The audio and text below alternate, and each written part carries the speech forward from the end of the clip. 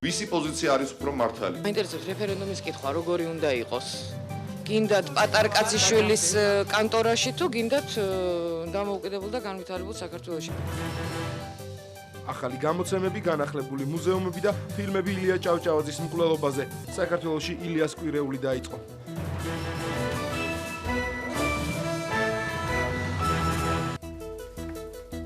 პარლამენტის შენობის წინ მიტინგი გრძელდება, ოპოზიციის ლიდერები კვლავ მოუწოდებენ თავიანთ მხარდაჭერებს არ დაიშალონ მანამ, სანამ მათი მოთხოვნები არ შესრულდება. ლიკა ხურციძეს ვრთავთ პირდაპირ ეთერში პარლამენტის მიმდებარე ტერიტორიიდან საღამომშვიდობის. ლიკა, რა ხდება ამ წუთებში აქციაზე, გრძელდება თუ არა ლიდერების გამოსვლები? საღამომშვიდობის ვახო ნათია, მიტინგი ამ წუთებშიც გრძელდება. აქ რამდენი დაახლოებით 1 საათის წინ უკვე ოპოზიციის ლიდერებმა დაიწყეს გამოსვლები და ხალხისადმი მიმართვები. აქ გამოვიდა დავით ბერძენიშვილი, რომელმაც მიმართა ახალ მემარჯვენეებს, რომლებიც ამ დრომდე არ იზიარებენ ოპოზიციის ეროვნული საბჭოს მოთხოვნებს და მიმართა დავით ბერძენიშვილმა კონკრეტულად ფიქრია ჩიხრაძეს, რომ შემოუერთდეს ამ მიტინგს და დადგეს ოპოზიციის ნაწილის გვერდით, რომელიც ამ წუთებში მიტინგს მართავს. ჩემო ფიქრია, შენ ჩვენ აქ გვაკლი ხარ. მე მივართავ ფიქრია ჩიხრაძეს. ჩემო ფიქრია, აქ იგივე ხალხი დგას, ვისთანაც ერთად ამდენი წლის განმავლობაში შენ აქ იყავ. შენ არ გჭირდება უფლების მოპოვება, რომ აქ იყო. მე მიმართავ ერთ დათოს, მეორე დათოს, ირაკლის მიმართავ ახალ მემარჯვენეებს. შორიდან მოგვეხმიანებით. თქვენი ადგილი აქ არის, ჩვენ თქვენ გელოდებით. სანამ ჩვენ სულ ყველანი ვიქნებით ერთად, ვერავინ ვერ გავხეხავს. მივახცევთ ყველაფერს, რაც გვინდა. ნუ ფიქრობთ, რომ ერთ დღეში ჩვენ ვერაფერს ვერაფერს ვერ მივახცევთ. აქ ასევე გამოდის საზოგადოების ნაწილი, ისინი ოპოზიციის ამ ლიდერების პარალელურად მიმართავენ მიტინგზე შეკრებილ ხალხს.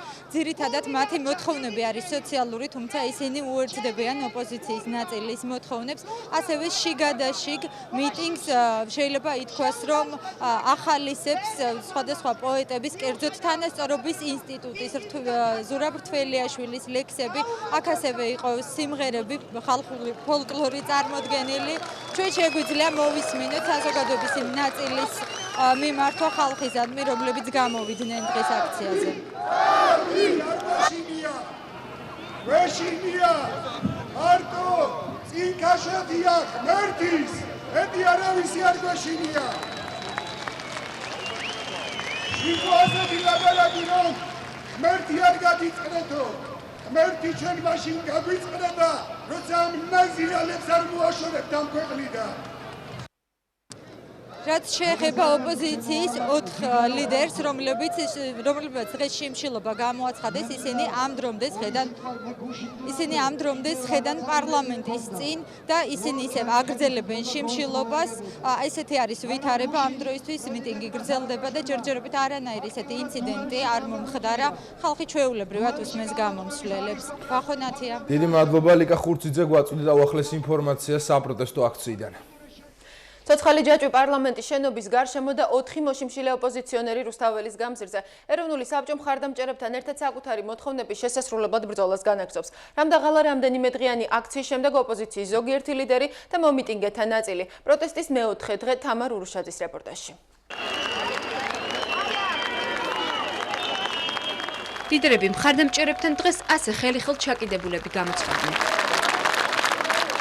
სამომავლო გეგმების გაცნობის შესახებ პირველი დაპირება დღეს მომიტინგეებმა გოგა ხაინდრავასგან მიიღეს. 3 საათამდე კი აქციის ორგანიზატორების გამოსვლის შინაარსი მრავალფეროვანი იყო. პასუხი საქართველოს პრეზიდენტს, გაფრთხილება დეპუტატებს და მუქარა ყველას, ვინც მოწოდებებს და მოთხოვნებს არ გაიზიარებს.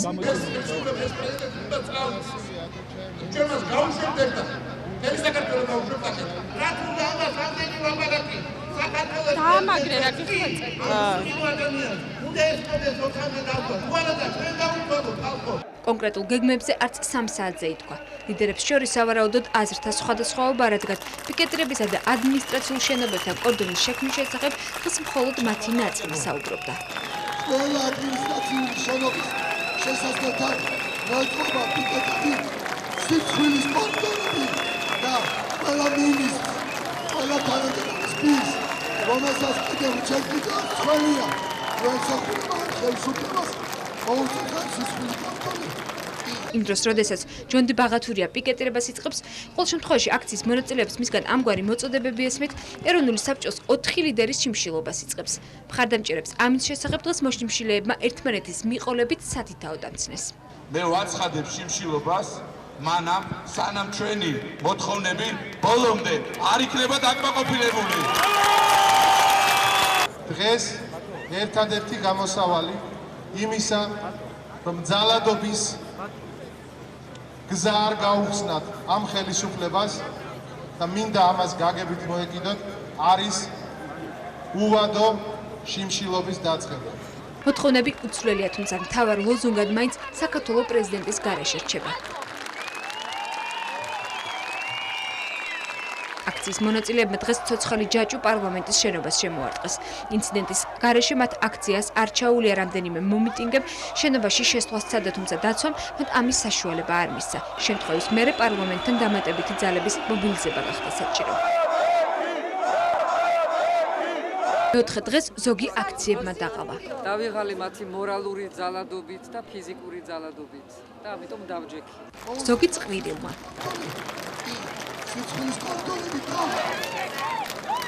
ხალხის ნაწილი ალბათ აქციებზე სიარულია.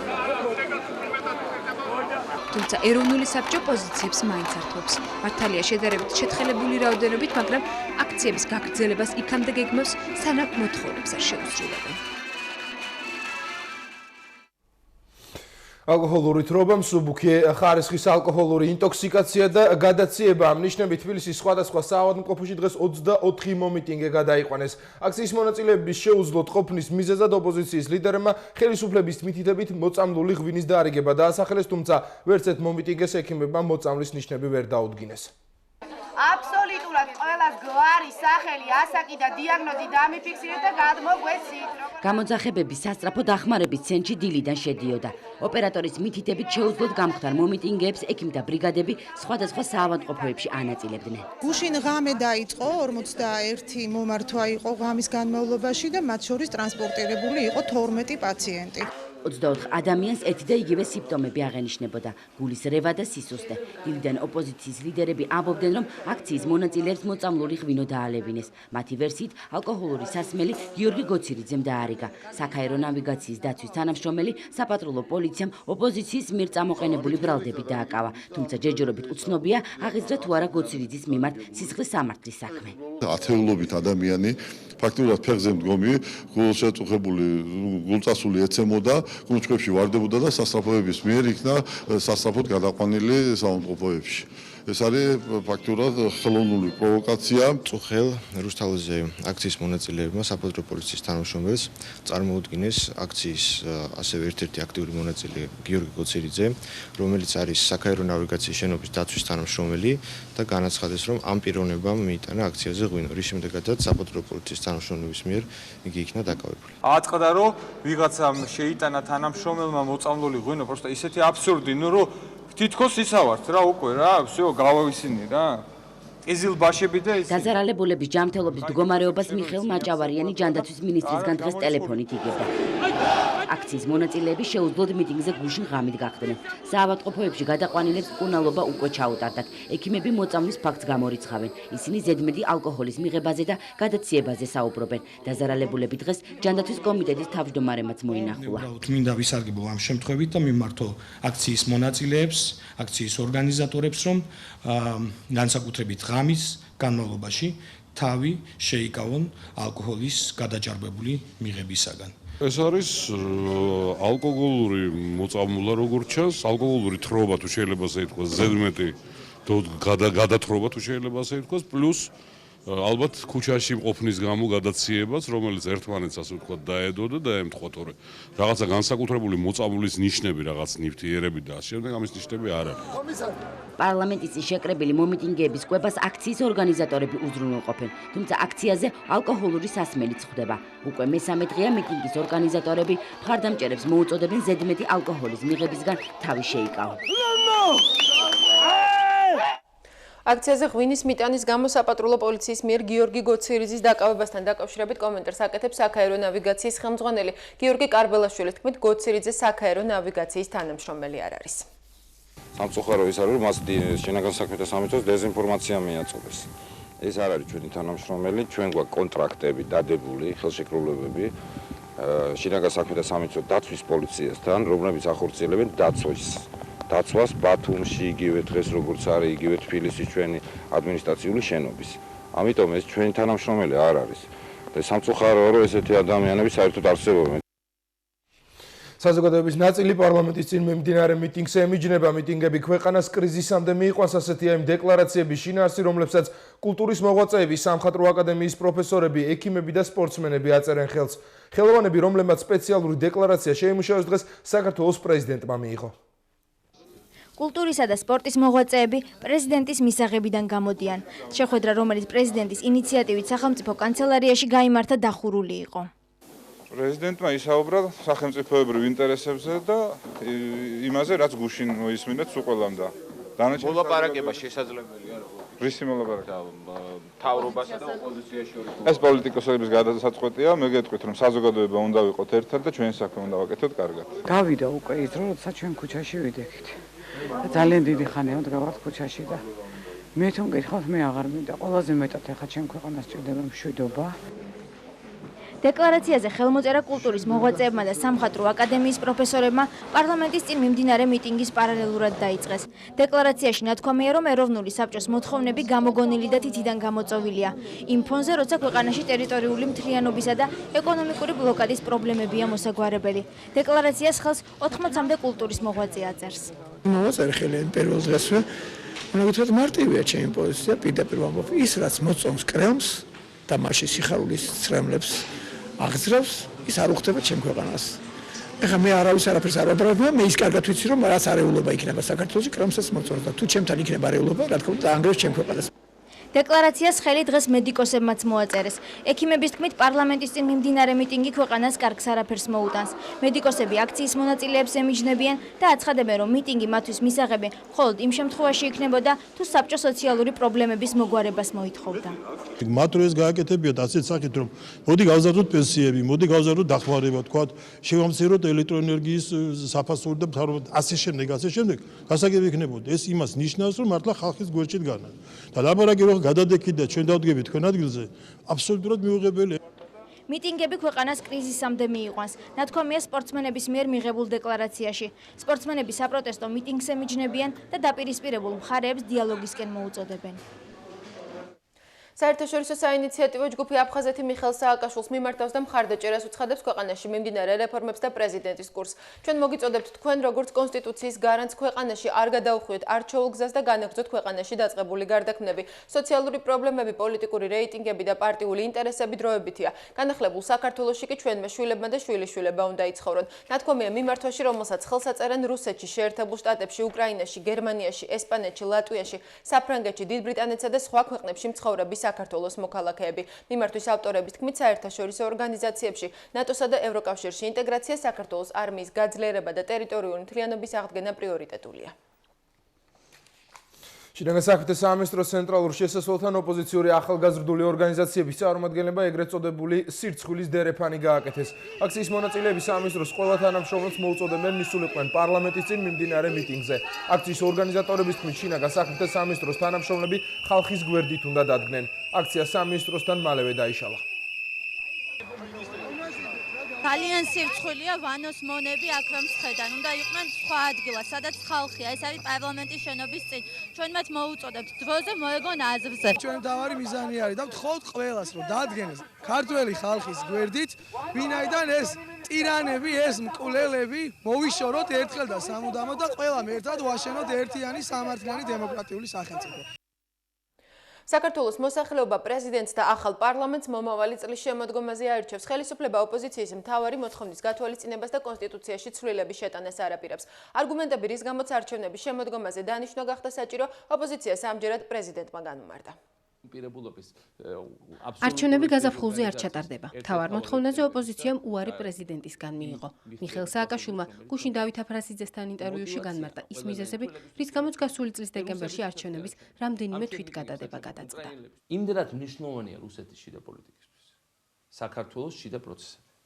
იმდენად ფოკუსირებული და კონცენტრირებული არიან ისინი ამ პროცესების ნუ გამოყენებაზე რაღაც თავის მიზნების ცალკეული რუსი პოლიტიკოსები და მათ შორის ის ხალხი, ვინც გადაწყვეტილებას იღებს, რომ თუ საქართველოს საპარლამენტო არჩევნები იქნებოდა მარტში, ისევე როგორც რუსეთის საპარლამენტო არჩევნები არის მარტში, საპრეზიდენტო არჩევნები 2008 წელს. ეს ნიშნავდა, რომ ჩვენ პარალელურ რეჟიმში წავიდოდით საარჩევნო კამპანიაში და ეს იქნებოდა დიდი რისკის მატარებელი.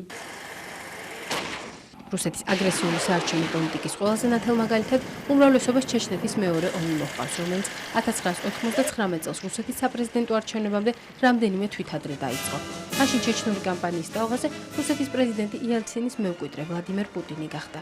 თბილისში შიშობენ, რომ 8 წლის წინანდელ გამოცდილებას რუსეთი ამჯერად პუტინის მემკვიდრის გასაპრეზიდენტებლად გამოიყენებს. წინა საარჩევნო პროვოკაციის ადგილი კი შეიძლება უკვე არა ჩეჩნეთი, არამედ საქართველო აღმოჩნდეს.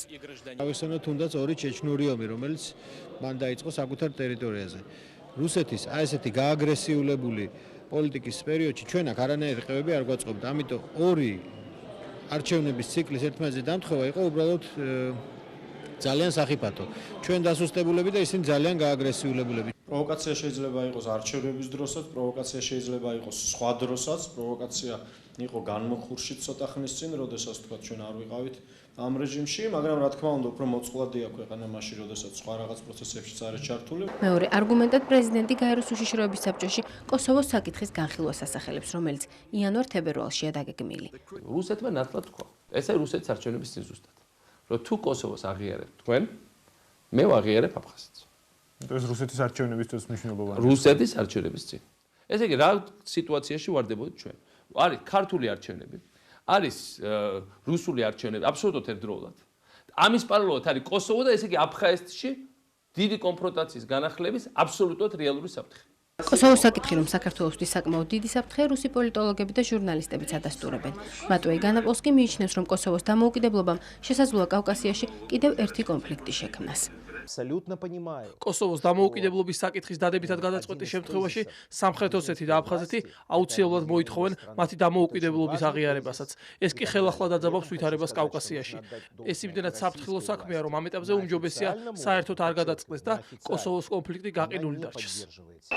პრეზიდენტის არგუმენტები ოპოზიციისთვის მიუღებელია. ეროვნული საბჭოს წევრები აცხადებენ, რომ არჩევნების გადატანის ნამდვილი მიზეზი უმრავლესობის დაბალი რეიტინგია. ერთადერთი საფრთხე, რომ მათი რაოდენობა კიდევ უფრო შემცირდება. თავიანთ ტყავი აღელვებთ მეტი არაფერი. რა საფრთხეზე გვესაუბრებიან? რუსეთში არჩევნები იქნება და ამიტომ ჩვენ არჩევნები უნდა გადავწიოთ. მაშინ იქნებ კონსტიტუციაში ჩაგვეწერა, რომ საქართველოში არჩევნები ტარდება პუტინის არჩევნებამდე არაუგვიანეს 3 თვისა და არაუადრეს 4 თვისა. არჩევნების გადატანა გასული წლის დეკემბერში გადაწყდა, როცა პარლამენტმა ხმათა უმრავლესობით საკონსტიტუციო ცვლილებების პაკეტი მიიღო. უმრავლესობაში აცხადებენ, რომ მაშინდელი განხილვების დროს ამ ცვლილებებს ასეთი მასშტაბური პროტესტი არ გამოუწყვია. ეს საკითხი არ გახსენებიათ საერთოდ პრაქტიკულად ამ დისკუსიისას. თუ გადაწყდა ეს საკითხი და მოჩვენა არავის ეს არ შეუძლია დრამატულ მოვლენად. ეხლა მე როგორც ჩანს ვიღაცას ერთ კონკრეტულ ადამიანს, რომელიც ძალიან ეფექტურად მართავს ჩვენი ოპოზიციის ამ ნაწილს, საკუთარი სახსრებით და საკუთარი ტელევიზიით, გაახსენა, რომ რა შეიძლება იყოს მათ ესეთ კარგი თემა შესაგდებად და შემოაგდეს ეს თემა. თარიღი ჯერჯერობით ისევ გაურკვეველია, თუმცა ფაქტია ის, რომ ოპოზიციის მოთხოვნა არ შესრულდება. საქართველოს ახალ პარლამენტს პრეზიდენტთან ერთად შემოდგომაზე აირჩევს. ვის გულისხმობდა პრეზიდენტი შაუბნელ ძალებში მიხეილ სააკაშვილმა რუსთაველის გამზირზე მისული მოქალაქეები სამ ნაწილად დაყო. ადამიანები, რომლებსაც სოციალური პრობლემები აქვთ, პოლიტიკოსები, რომელთაც გარკვეული მოთხოვნები აქვთ და ოლიგარქიული ძალები, რომელთაც საქართველოს სახელმწიფოს დასუსტება სურთ. ხელისუფლების წარმომადგენლები დღეს აცხადებენ, რომ ოპოზიციამ პრეზიდენტის მიერ ნახსენები შაუბნელი ძალები მომიტინგეებს არასწორად განუმარტა. პრეზიდენტი აქციაზე მისულ მოქალაქეებსა და მათთვისაც ამ აქციების საშუალებით საქართველოს სახელმწიფო სისტემის მორყევას სურთ ერთმანეთისაგან მიჯნავს. მიხეილ სააკაშვილი ოლიგარქების თემას ეხება. ის ასლან აბაშიძეს იხსენებს და უახლოეს წარსულსა და დღევანდელობას შორის პარალელებს ავლებს. ცდელობა ბრნელი, ფულიანი ძალის თავზე ხელაღებულის, რომელიც არ არის დამძიმებული არც პასუხისგებლობის, არც საქართველოს სიყვარულის განცდით და რომელიც პირდაპირ არის მიმული საქართველოს გარე ფაქტორებთან, აი ამ ძალის ცდელობა მოვიდეს და თავხედურად მოგთხოვოს. რაც საჯაროდ ითქვა კიდევაც, რომ გამიყავით საქართველოს ხელისუფლება. ჩამსვით საქართველოს ხელისუფლების ვერტიკალში. მე მკითხეთ აზრი იმაზე, როგორ უნდა იმართოს საქართველო. არანაირი დათმობა. ამ შაუბნელ აბსოლუტურად 100% უარყოფით ძალებთან. ქართველი ხალხის ხარჯზე. საქართველოს ფუნდამენტური ინტერესების ხარჯზე. საქართველოს მომავლის ხარჯზე. საქართველოს ეკონომიკის ხარჯზე. არ მომხდარა. არ ხდება ახლა და არასოდეს არ მოხდება. მე მგონი გასაგებია, რომელი ოლიგარქი ხელმძღვანელობს ამ პოლიტიკოსებს, რომელსაც უბრალოდ სურთ რომ ჰქონდეთ დასუსტებული, უავტორიტეტო, კორუმპირებული ხელისუფლება, სადაც თევზის წყალში, აი როგორც თევზის წყალში ისეგზნობენ თავს, ბატონი პატარკაციშვილიც ასეთი იყო, შევრენდის ხელისუფლება ასეთი იყო, ელცინის რუსეთი, მაშინ ის იყო უაღრესად თანამშრომლობით გამსჭვალური ხელისუფლების მიმართ და არანაირი პრობლემა არ ქონა, კახა თარგამაძესთან ძმაკაცობდა, ხო? პატრიოტიზმის ნაცვლად, პატრიოტიზმს ვერ შემოგვაჩეჩებენ. საქართველო არ დაიჩოქებს და საქართველო გავწყდება. საქართველო მიდის წინ და აი ამ პროცესს ვერც ბერეზოვსკი, ვერც პატარკაციშვილი ვერ შეაჩერებს. საპარლამენტო უმრავლესობის წევრების განცხადებით, პადრი პატარკაციშვილი საქართველოში იგივე სცენარის გამეორებას ცდილობს, რაც ელცინის დროინდელ რუსეთში განახორციელა. რუსეთში მან და მისმა ოფიცერებმა ეს მოახერხეს ელცინის სუსტი ხელისუფლების პირობებში. ზუსტად იგივე სქემით გახსოვთ ალბათ ძალადობრივი დაუფლება მთავარი არხის ORTS-ი, რომელიც ყლელობები და სხვა ძალადობებით იყო, ვთქვათ, ეს გზაა შემოსილი. ამის შემდეგ მათ აი სწორედ ამ არხის მეშვეობით მოახერხეს გავლენის მოხდენა შიდა პროცესებზე. სუსტმა ელცინის მთავრობამ მას დაუთმო ძალაუფლების დიდი ნაწილი. არანაირი პარალელი არ არსებობს. ეს არის ყველაფერი ბლეფი, ეს არის სიცრუე. პადრი პატარკაციშვილის ტაქტიკაზე დღეს კომენტარს რუსი პოლიტოლოგებიც აკეთებენ. ლეონიდ რაძიხოვსკი იხსენებს, როგორ ასრულებდა ბერეზოვსკის დაკვეთებს პატარკაციშვილის დაფინანსებული ORT. Канал ОРТ просто конкретно работал. როცა ბერეზოვსკის ურთიერთობა გაუფუჭდა ჩუბაისთან, არხი გამოდიოდა ჩუბაისის წინააღმდეგ. შემდგომ ის პრიმაკოვს მოგვიანებით ლუშკოს დაუპირისპირდა და არხი მათ ღია ეთერში ლანძღავდა. იმ დროს პატარკაციშვილის და ბერეზოვსკის ინტერესები ელცინის, მოგვიანებით კი პუტინის ინტერესებს ემთხვეოდა. როცა მათ პუტინთან გაუფუჭდათ ურთიერთობა, ორივეს დაატოვებინეს რუსეთი. პატარკაციშვილის ORT-ს ხელმძღვანელობაში მოსვლიდან ცოტა ხანში სახლის სადარბაზოში კლავენ ცნობილ ჟურნალისტ ვლად ლისტევს. პატარკაციშვილი მკვლელობასთან დაკავშირებით მოწმის სახით დაკითხეს. მისმა გვარმა კიდევ ერთ ხმაურიან საქმესთან დაკავშირებით გაიჟღერა. FSB-ს ყოფილი აგენტის ლიტვინენკოს მკვლელობაში ინგლისელი სამართალდამცავები ცნობილი ოლიგარქის დაცვის ყოფილ უფროს ანდრეი ლუგავოის ადანაშაულებენ. ბერეზოვსკისთან უშუალოდ არ ვმუშაობდი. მე მხოლოდ პადრი პატარკაციშვილთან თანამშრომლობ. ამ ადამიანთან შესანიშნავი ურთიერთობა მაქვს. რაც შეეხება პადრი პატარკაციშვილის ფიგურას, მისი პოლიტიკური მიზნები ნათელი არ არის. პრინციპში საბოლოო ჯამში რისკენ ისწრაფვის ის, საქართველოს პრეზიდენტობა უნდა თუ რაღაც სხვა უნდა, მაგრამ ცხადია რომ მას პოლიტიკური მიზნები აქვს, ახლა უკვე ამას ის აღარ მალავს. პადრი პატარკაციშვილი აქციაზე მხოლოდ ერთხელ გამოჩნდა. 3 ნოემბერს გამთენიისას მან საქართველო დატოვა. პრეზიდენტის უპირობო გადადგომა თუ ვადამდელი საპარლამენტო არჩევნები მიტინგზე ოპოზიციის ლიდერების გამოსვლების მთავარი გზავნილები განსხვავებულია. რა არის ეროვნული საბჭოსთვის მთავარი პრიორიტეტი და არიან თუ არა ლეიბორისტები, რესპუბლიკელები, მოძრაობა თავისუფლებისა თუ საქართველოს გზის წევრები ერთიანი თავიანთ მოთხოვნებში. ჩვენი რეპორტაჟი დეტალებით. გაუმარჯოს საქართველოს სააკაშვილის გარეშე. პლაგიატობა არ მოსწონთ, მაგრამ ვარდების რევოლუციის მსგავს ლოზუნგს ლეიბორისტები მაინც იყენებენ. მიმდინარე საპროტესტო აქციაზე სააკაშვილის უპირობო გადადგომას მხოლოდ ლეიბორისტები ითხოვენ. ეს ხალხი მოსულია პრეზიდენტის გადასაყენებლად, თორე ეხლა ეს ვირთხები მეორე ხარისხოვანი პრობლემა ავტომატურად მიყვებიან მაგათ. ლეიბორისტები გადადგომის მოთხოვნით მიტინგის დაწყებისთანავე გამოდიოდნენ. ეროვნული საბჭოს სხვა წევრებმა მოწოდება კი აიტაცეს, მაგრამ მთავარ მოთხოვნად არ აქციეს. მთავარი მოთხოვნა დღეს არის პრეზიდენტის გადადგომის მოთხოვნა. თუმცა ბუნებრივია ხალხი ხედავს და საკმაოდ შეგნებულად და გონი უდგება იმ საკითხს, რომ ცვლილება ხელისუფლების მოხდეს არჩევნების გზით. ჩვენი მოთხოვნები არ არის მკვეთრი. ამდენი დანაშაულის და წამების შემდეგ, რაც მიეყენა მიხეილ სააკაშვილმა ქართულ ხალხს, ჩვენ მას ვუტოვებთ მშვიდობიანი გადადგომის შესაძლებლობას. პირდაპირ პრეზიდენტის გადადგომაზე მხოლოდ რესპუბლიკელები არ ლაპარაკობენ. ოპოზიციის ზოგიერთ ლიდერს ეს ლოზუნგი მიხეილ სააკაშვილის გუშინდელი ინტერვიუს შემდეგ აღარ სჭირდება. პრეზიდენტის გადადგომა რჩება, მაგრამ ამას ალბათ ისეთი დიდი მნიშვნელობა არ აქვს, ვინაიდან ჩვენ პრეზიდენტი არ გვყავს. პრეზიდენტი გადადგა, თვითონ გადადგა, აღარ არის პრეზიდენტი. დე ფაქტო არის გადამდგარი. თქვა რომ მე ჩემ ოთახში ვიქნები და არ ვხედავ ქვეყანაში რა ხდება. რესპუბლიკელები უჭერენ მხარს პრეზიდენტის მიერ სწორი გადაწყვეტილებების მიღებას და ჩვენ მოვედით აქ იმ გადაწყვეტილების პროექტით. ჩვენ ეს გადაწყვეტილების პროექტი გავუგზავნეთ პრეზიდენტს ერთი თვით ადრე. ეს არის დემოკრატიული და სამართლიანი არჩევნები. ლიდერები ჯერ ვერ შეთანხმდნენ, რა უფრო მთავარია პრეზიდენტის გადადგომა თუ ვადამდელი არჩევნები. ოპოზიციონერებმა არც ისიციან, როგორ უნდა მოიქცნენ სააკაშვილის გადადგომის შემთხვევაში. უნდა გადადგეს პრეზიდენტი სააკაშვილი და მე უკვე დანარჩენ პოლიტიკური სპექტრი მოილაპარაკებს იმაზე, როგორ უნდა მოხდეს ქვეყანაში ვითარების მშვიდობიანი გაგრძელება. პრეზიდენტთან ერთად ჩამოვწეროთ ხელისუფლების გადაბარების გეგმა. მშვიდობიანად საარჩევნო წესით კონსტიტუციური გზით. როგორ მოხდება ეს ახლა პირდაპირ აქციები ვაიძულებს გადადგეს თუ არჩევნები დანიშნოს და მე ამ საშუალებით გაუშვებს ეს ტექნიკის საქმეა. ეროვნული საბჭოს წევრებს შიმშილობა როგორც პროტესტის რადიკალური, მაგრამ მშვიდობიანი ფორმა მოსწონთ, თუმცა შიმშილობის დაწყებას ყველა არ აპირებს. მე არ შეუერთდები შიმშილობას, მე ერთხელ უკვე მქონდა ეს შიმშილობა და ყველა არც არის აუცილებელი რომ შეუერთდეს ამას. უმრავლესობის წევრი ვლადიმერ პაპავა ოპოზიციის მოთხოვნებს უერთდება. დეპუტატი მიიჩნევს, რომ კრიზისიდან ერთადერთი გამოსავალი არჩევნების გაზაფხულზე ჩატარებაა.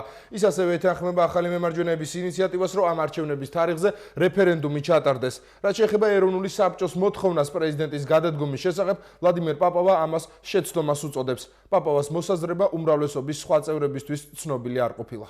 აუცილებელია შეწყდეს ეს აქციები, რადგანაც ეს არის სახელმწიფოს დამანგრეველი. ხოლო მის შეწყვეტის ერთადერთი გზად მიმაჩნია ის კონსენსუსი, რომელიც დაეფუძნება უწინარეს ყოვლისა ხალხის მოთხოვნას და მოთხოვნა ყველაზე მთავარი კი ეს არის გაზაფხულზე არჩევნების დანიშვნა. ეს იქნება ჩვეულებრივი დემოკრატიული პროცესი. ისეთ დროში და ისეთ ვითარებაში ცხოვრობს, რომ ნამდვილად არ გვინდა ჩვენს რიგებში ფორმალურად ადამიანები, რომლებსაც მერყევი პოზიცია აქვთ, ამიტომ პოზიცია ყველას საპატივცემულოა და მაგრამ მოქცევასაც აქვს თავის ტაქტი, იმიტომ რომ ელემენტარულად რო ეთქვა ჩვენთვის, რომ ის ამას აპირებს, პრობლემა არ იქნებოდა.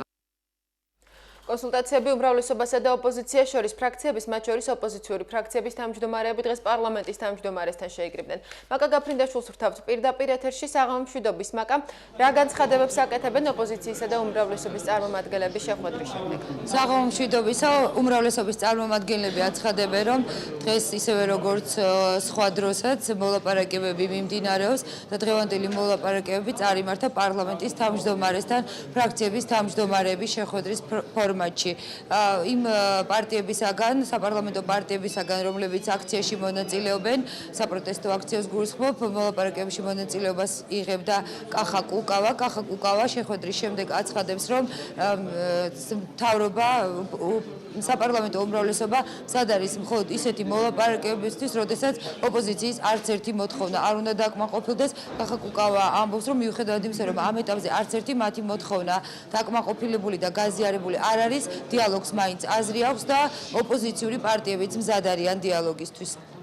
თავმჯდომარე და უმრავლესობა მზად არის დიალოგზე, თუ არ დაკმაყოფილდება არც ერთი მოთხოვნა. დიალოგს ისინი უწოდებენ იმათ, რომ არც ერთი მოთხოვნა არ დაკმაყოფილდნენ. ირაკლი ბათიაშვილის გათავისუფლება არ უნდათ, საარჩევნო კოდექსის შეცვლა არ უნდათ, ცესკოს თავმჯდომარე თანხმდაშვილი რო დარჩეს უნდათ და არჩევნები რო თავიანთი მანდატები რო გაიხარჯლოთ, ესეც უნდათ.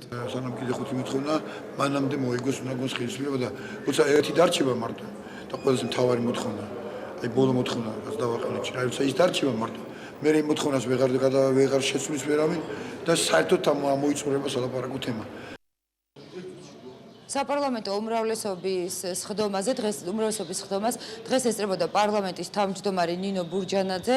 საერთოდ ჩვეულებრივ ნინო ბურჯანაძე არ ესწრება ხოლმე უმრავლესობის სხდომებს, მაგრამ ეს ამჯერად მოხდა უმრავლესობის ლიდერის მაია ნადირაძის თხოვნით. მან სთხოვა ნინო ბურჯანაძეს, რომ დეტალური ინფორმაცია მიეწოდებინა იმ მოლაპარაკებების შესახებ, რომლებიც დღეს ბურჯანაძესა და ოპოზიციური პარტიების წარმომადგენლებს შორის გაიმართა. დღევანდელი კონსულტაციები ცოტა განსხვავებული იყო სხვა ეგრეთ წოდებული კონსულტაციებისგან, იმიტომ რომ მათ არ ქონდა, ულტიმატუმით არ ლაპარაკობდნენ და იყო ინტერესი უფრო მეტი, რა ცვლილებები შეიძლება მოხდეს.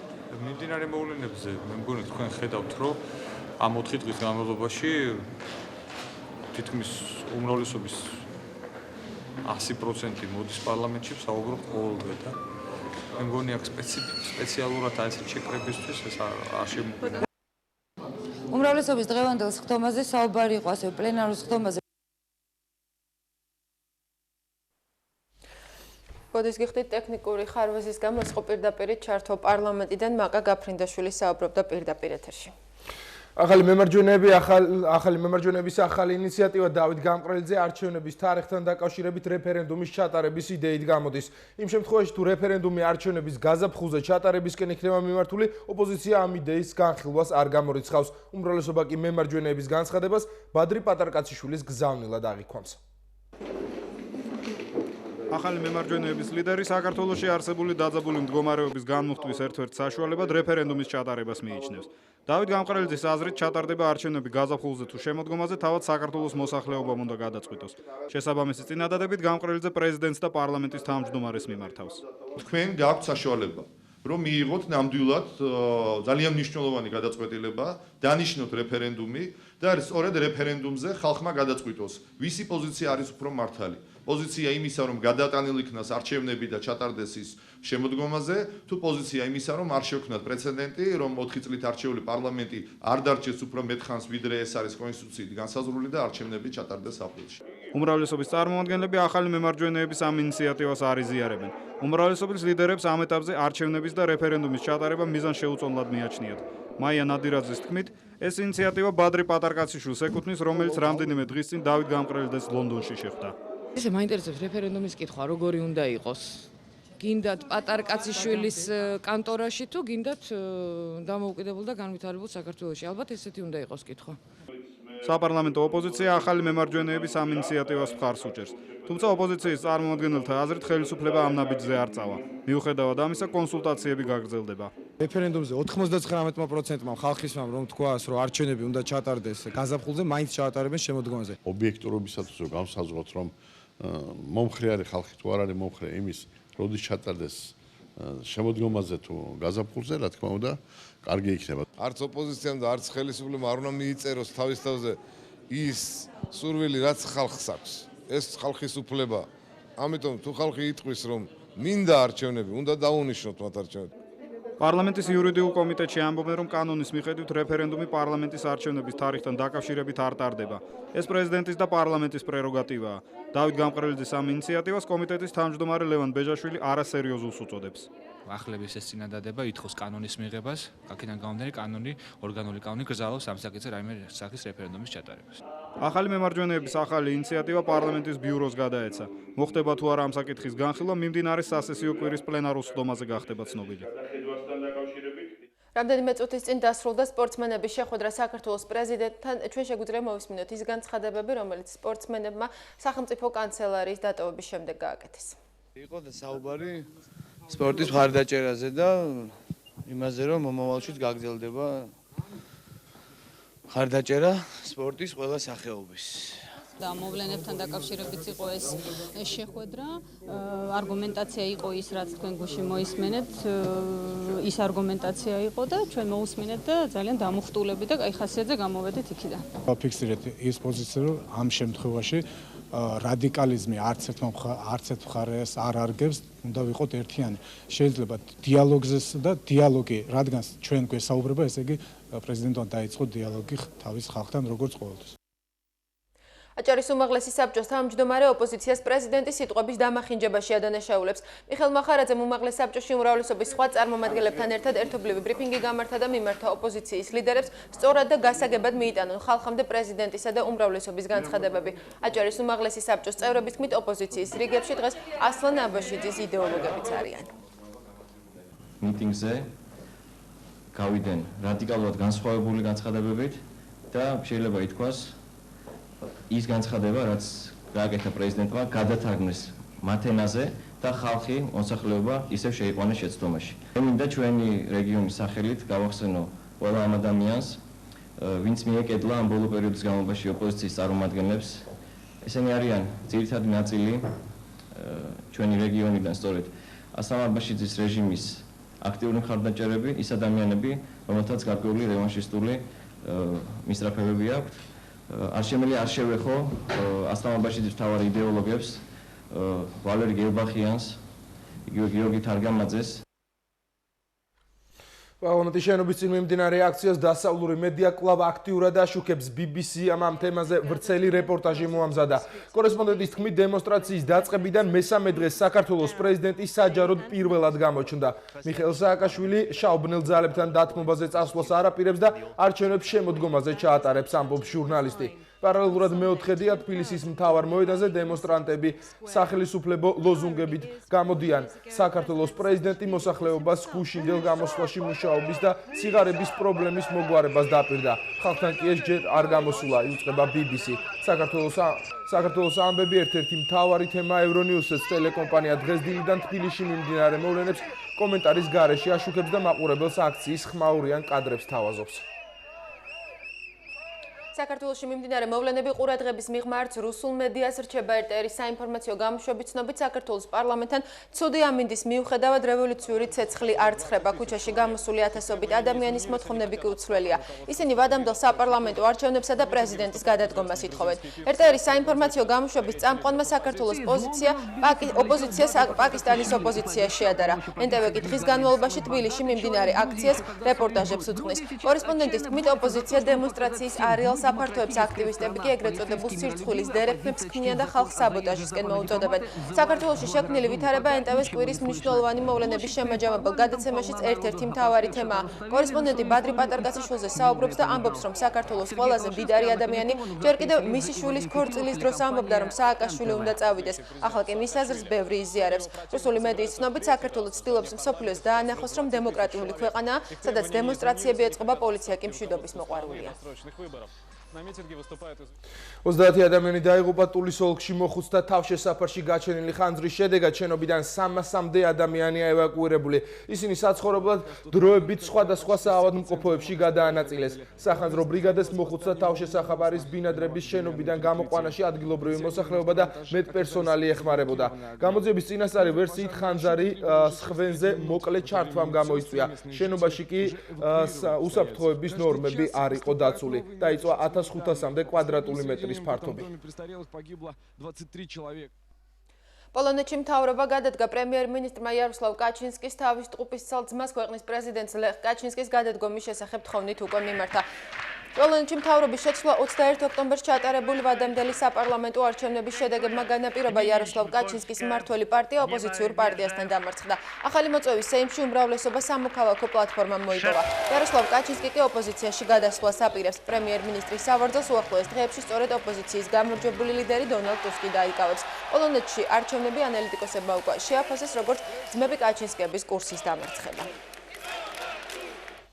პაკისტანში ოპოზიციის მხარდამჭერთა მასობრივი დაპატიმრება დაიწყო. ხელისუფლების ბრძანებით გასულ ღამეს 500-მდე აქტივისტი დააკავეს. ხელისუფლების კრიტიკისთვის მათ 3 წლიანი პატიმრობა ემუქრებათ. ისლამაბადის ქუჩებსა და სახელმწიფო დაწესებულებებს ამ დრომდე სამხედროები აკონტროლებენ. 2 დღის წინ ფერვეზ მუშარაფმა ქვეყანაში საგანგებო მდგომარეობა შემოიღო. პრემიერ-მინისტრის განცხადებით საგანგებო მდგომარეობა ქვეყანაში იმდენ ხანს დარჩება, რამდენიც საჭიროა. 8 წლიანი დევნილობის შემდეგ სამშობლოში დაბრუნებულმა პაკისტანის ექს-პრემიერმა ბენაზირ ბჰუტომ პაკისტანში შექმნილი ვითარების გამო დუბაიში ვიზიტი შეწყვიტა და სამშობლოში დაბრუნდა. ახლა კი სპორტის ახალი ამბები, რომელსაც დავით მინაშვილი გაგვაცნობს საღამოშიდობის. საქართველოს 16 წლამდე ფეხბურთელთა ნაკრებმა ამხანაგურ შეხვედრაში რუსეთს უმასპინძლა. მატჩი ამერის სტადიონზე გაიმართა და ქართველი ფეხბურთელების გამარჯვებით ანგარიში 2-1 დასრულდა. შეხვედრა საკმაოდ დაძაბული გამოდგა. მატჩის 22-მე წუთზე მასპინძლები ანანიძეს გოლი დაწინაურდნენ. 9 წუთში რუსმა ფეხბურთელებმა გათანაბრება მოახერხეს. შეხვედრის გადამწყვეტი გოლი 66 წუთზე ზუსტად შეცვლებული 11-მეტრიანი დარტყმით ირაკლი შეყილაძემ გაიტანა. საქართველოს 16 წლამდე ფეხბურთელთა ნაკრები ჰერბერტ სანკერის თავკაცობით მორი გამხანაგურ შეხვედრა 7 ნოემბერს კვლავ რუსეთის ნაკრების წინააღმდეგ გამართავს. გუნდის თამაშით კმაყოფილი ვარ. სტანდარტული მომენტები ნაკრებმა კარგად გამოიყენა, რაც საბოლოო შედეგზეც აისახა. უახლოეს 2 დღეში რუსეთის ნაკრებს კვლავ დაუპირისპირდებით და ხარვეზების გამოსწორება შევეცდებით. ამ გუნდში ნიჭიერი ფეხბურთელები თამაშობენ და მათ არაერთი მეტოქის დამარცხება შეუძლიათ.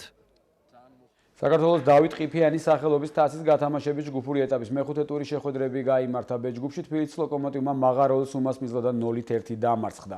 ეს მატჩი იმით იყო მნიშვნელოვანი, რომ შეხვედრის მთავარი მსაჯის გიორგი დოგრაშვილის ასისტენტები მანდილოსნები ხათუნა მაისურაძე და ქეთი გაიპარაშვილი იყვნენ. ეს იყო პირველი შემთხვევა, როცა უმაღლეს ლიგაში მოთამაშე გუნდის შეხვედრაზე ქალები მსაჯობდნენ. ჭიათურის მაღაროელი სამგამარჯვებამ გუნდს მომდევნო ეტაპზე გასვლის შანსი შეუნარჩუნა. დღესვე ცხინვალის სპარტაკმა ტორპედოს დიდი ანგარიშით 4-0 მოუგო. ახალციხეში ადგილობრივი მესხეთი ამერთან 1-2 დამარცხდა. დედაქალაქური დერბი ვიჯორჯიასა და დინამოს შორის ვიტელთა გამარჯვებით 3-2 დასრულდა. ბათუმის დინამოსა და მერანის მატჩი უგოლო გამოდგა. ბორჯომისა და ოლიმპის დაძაბული შეხვედრა მასმიძლებმა 2-1 მოიგეს. ამავე ჯგუფში ზუგდიდის მგლებმა ზესტაფოს 2 უპასუხო გოლი გაუტანა. ესპანეთის საფეხბურთო ჩემპიონატში მე-11 ტურის შეხვედრები გაიმართა. ცენტრალური მატჩი სევილიაში რამონ სანჩეს პისხუანზე შედგა. ადგილობრივმა გუნდმა შუსტერის რეალი დაამარცხა. ჩემპიონატის ერთ-ერთმა ფავორიტმა ბარსელონამ კი ბეტისთან იოლ გამარჯვებას მიაღწია. ატლეტიკოსა და ვილიარეალის შეხვედრაში 7 გოლი გავიდა. ახალი მთავარი მწვრთნელის მანოლო ხიმენესის თავკაცობით სევილიელებმა ჩემპიონატის ლიდერი 2-0 დაამარცხეს. ტურის ცენტრალურ შეხვედრაში სევილიელთა რიგებში რამდენიმე ფეხბურთელმა ტრავმის გამო ვერ იასპარეზა. პირველი შედეგიანი დარტყმა მატჩის მე-19 წუთზე მალელმა ნახევარმცველმა სეიდუ კეიტამ განახორციელა.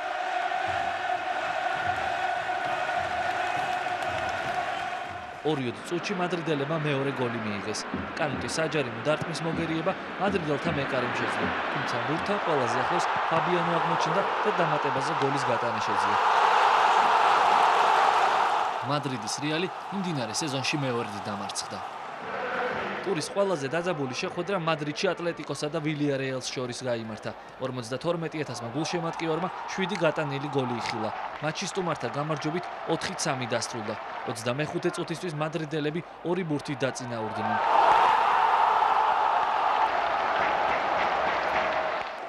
თუმცა როსიმ და ფუენტესმა ანგარიშის გათანაბრება პირველ ნახევარში მოახერხეს.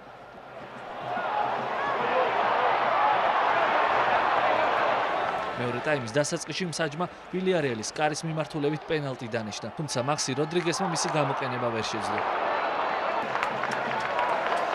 62 წუთზე სერხიო აგერომ ატლეტიკო დააწინაურა და ანგარიში 3-2 გახდა. ბოლო წუთები მასპინძელთათვის საკმაოდ დაძაბული გამოდგა. შესვლაზე შემოსულმა ვილიარეალის თურქმა ლეგიონერმა ნიჰათმა 60 და 90 წუთებზე ლეო ფრანკოს კარში 2 გოლი გაიტანა და საკუთარ გუნდს მნიშვნელოვანი 3 ქულა მოუტანა. გაუკამზე ბარსელონამ ბეტის უმასპინძლა და როგორც მოსალოდნელი იყო დიდი ანგარიშით 3-0 დაამარცხა. ამ შეხვედრაში მასპინძლები სრულ ტერიტორიულ უპირატესობას ფლობდნენ. ანგარიში ანდრეს ინიესტას შესანიშნავი პასის შემდეგ 33 წუთზე ტიერი ანრიმ გახსნა. მომდევნო 2 გოლი კი რონალდინიომ საჯარიმო დარტყმებით გაიტანა. სამეფო კლუბი მარცხის მიუხედავად 25 ქულით სატურნიროს ხილს ლიდერობს. ვილიარეალი და ბარსელონა კი მას 1 ქულით ჩამორჩებიან.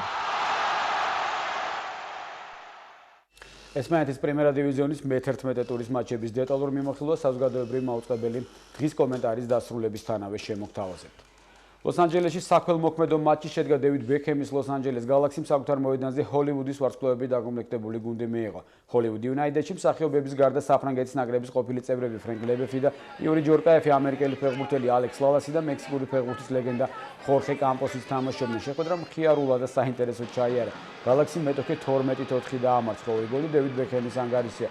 მატჩი შემოსული თანხა წითელი ჯვრის ფონდში ჩაირიცხა და ის სამხრეთ კალიფორნიაში ხანძრის შედეგად დაზარალებულებს მოხმარდებათ.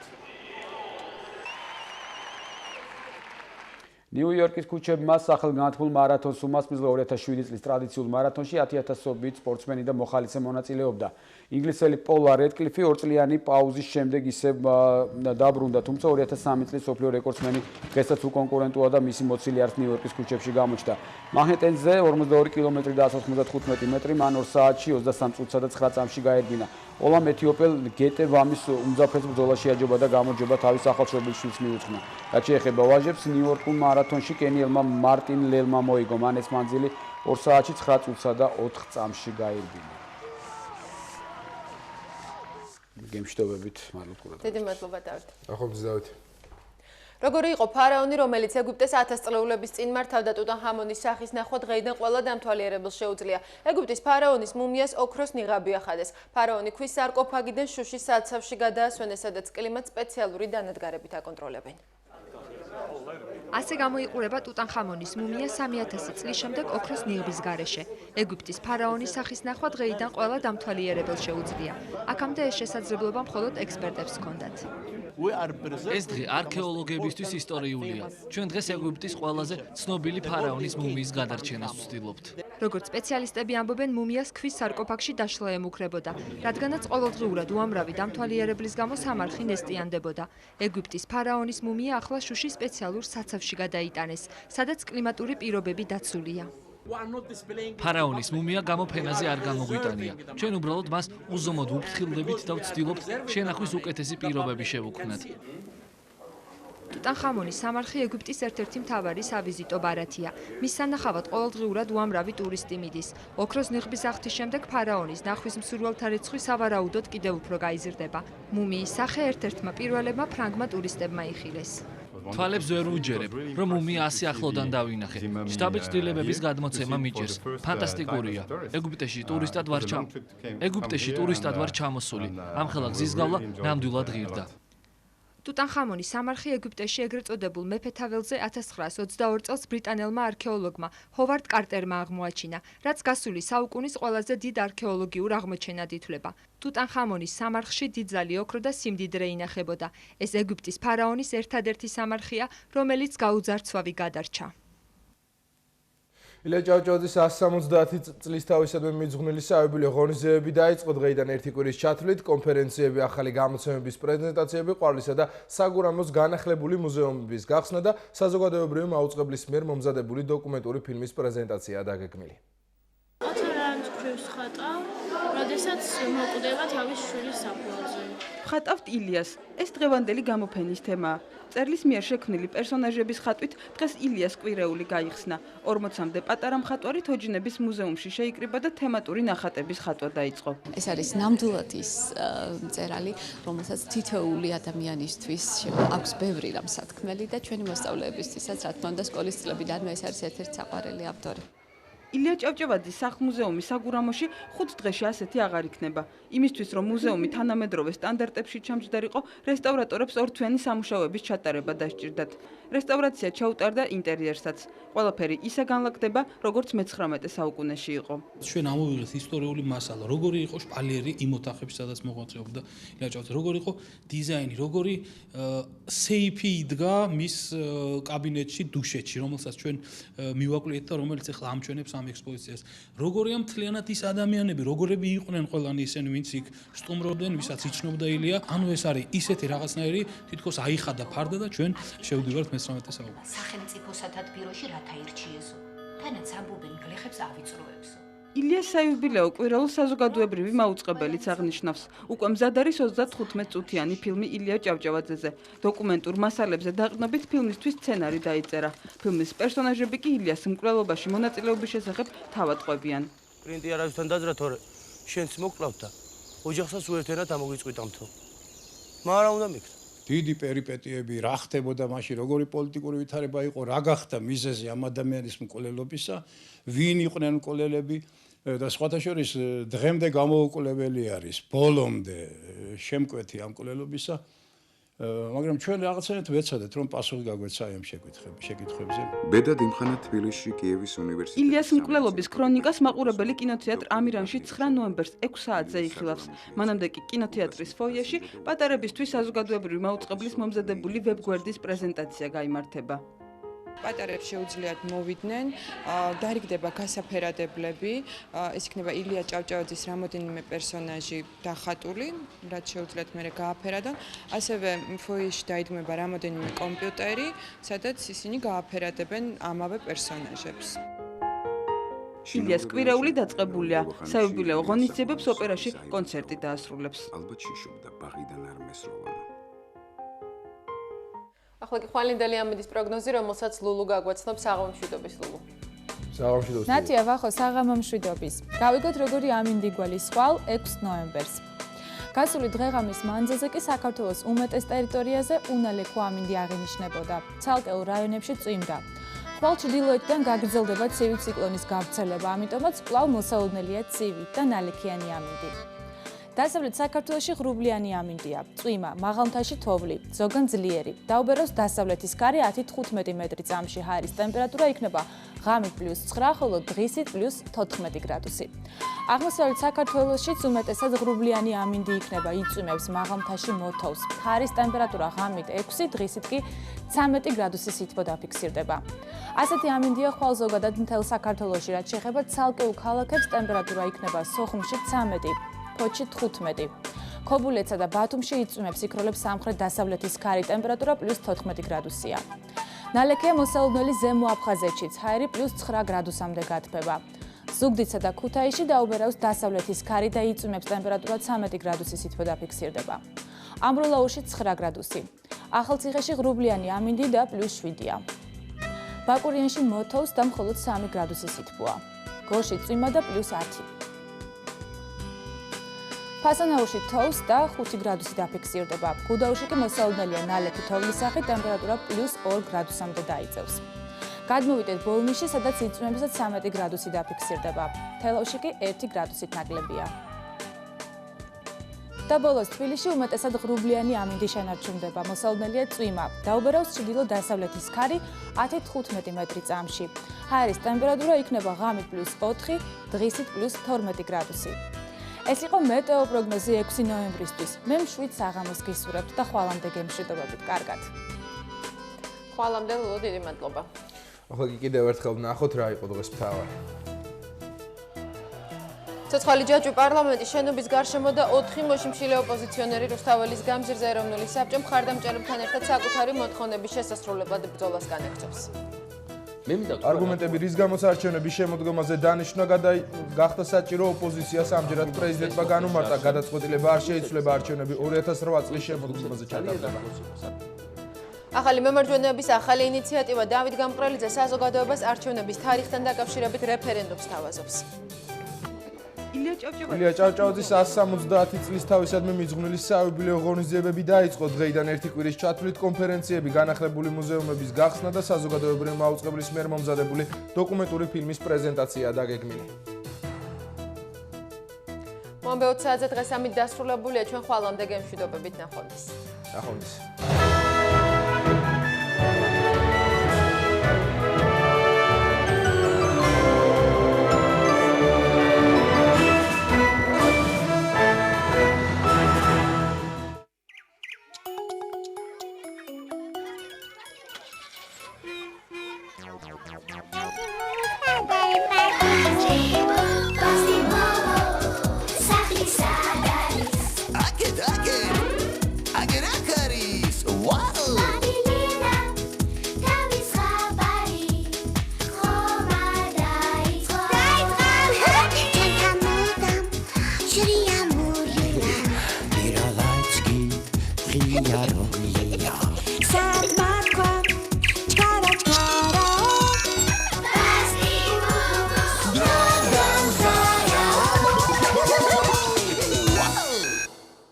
საღამო მშვიდობის ჩემოკარგებო, დღეს უჩვეულო საღამოა ჩემს სახლში. იცით რატომ? იმიტომ რომ ბავშვების ნაცვლად მათი სათამაშოები მესტუმრენ. უფრო სწორედ, ისინი კეთილმა ფერიამ მოიყვანა ჩემთან. აი ნახეთ. შეხედეთ. აი ეს არის თოჯინა მარტა, რომელიც ნატოს სახლში ცხოვრობს. ნახეთ როგორი თმა გაწეწილია, კაბაც არაცვია. ეს ყველა მანქანა კი ლევანიკოსია. ლევანიკო მე მგონი თავის მანქანებს სულ არ უვლის. შეხედეთ სამხედრო მანქანა, რომელსაც 2 ბორბალი აკლია. მე მგონი ასეთი მანქანით ჯარისკაცები შორს ვერ წავლენ. ეს კი ავტობუსია, რომელსაც ბავშვები გადაყავს სკოლებსა და ბაღებში. ავტობუსი ძალიან ცუდ მდგომარეობაშია და ასეთი ავტობუსით ბავშვები ვერ იმგზავრებენ. ეს კი ელმავალია. ისიც მწყობლში არ არის, ამიტომ არ შეუძლია მგზავრების გადაყვანა. ეს კი პოლიციის მანქანაა. ასეთი მანქანით პოლიცია წესრიგს ვერ დაამყარებს. ძალიან ცუდი მდგომარეობაა. აი ნახეთ, ეს არის მხიარული ჯამბაზი, რომელიც თქვენ წარმოიდგინეთ ძალიან ბნელ სარდაფში გამოკეტეს. აქ კიდევ არიან სათამაშოები, კარგად დაათვალიერეთ, რომლებიც კარგად გამოიყურებიან, მაგრამ ბავშვები მათთან ერთად აღარ თამაშობენ. ალბათ მიხვდით, რატომ არიან სათამაშოები ჩემთან. კეთილმა ფერიამ მითხრა, რომ ბავშვებს გონიათ, რომ უკვე გაიზარდნენო და სათამაშოებს აღარც უვლიან, აღარც ასეირნებენო და საერთოდ მათთან ერთად აღარ თამაშობენო. ვიცი, რომ უამრავი კომპიუტერული და ვიდეო თამაში არსებობს. ეს ძალიან საინტერესოა, თუმცა უნდა გითხრათ, რომ სათამაშო, რომელთან ერთადაც მთელი ბავშვობა გაატარეთ, არ უნდა მიატოვოთ. ეს ძალიან ცუდი საქციელია. იცით, რას ვფიქრობ, ჩემო კარგებო, იქნებ თქვენ